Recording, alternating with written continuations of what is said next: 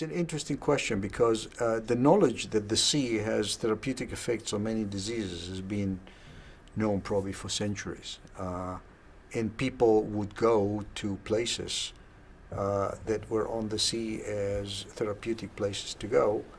And interestingly, historically, I think that the first, I need to step back and say that part of the problem, or the physiological problem in the lung, is that the surface of the mucosa, which is the cells of the lung, is dehydrated. It doesn't have enough fluid on it.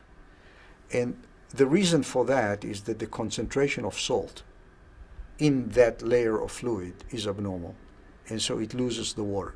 The water gets absorbed and is not there in enough amount to make this wet.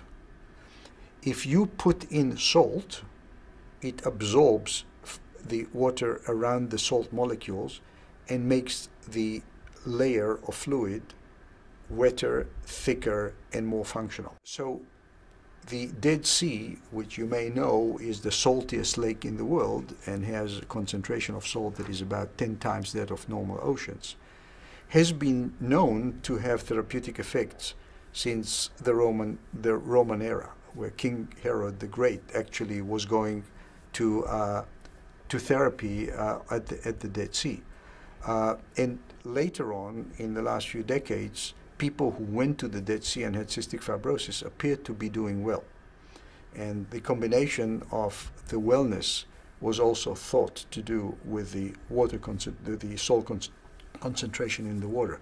But it was really our Australian colleagues who maybe a decade ago identified that people who were surfing and were going to the sea who had cystic fibrosis did better during the times that they were coming back from their vacations or whatever, and they started to investigate this in a scientific manner.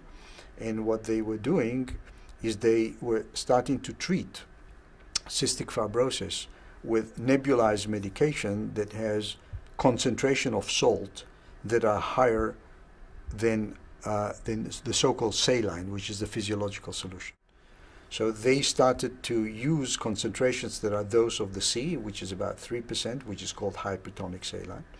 And they went up as high as 7% concentration, which is what we're using now therapeutically.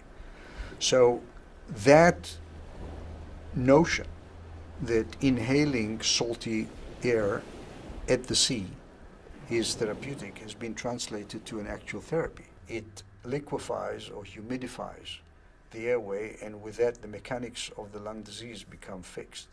And so that connection to the sea has now been translated to a therapy. So if somebody asks me, would surfing be a good thing for somebody, I suspect that the answer is yes, because you would be breathing the aerosol of seawater. It's actually a very exciting development.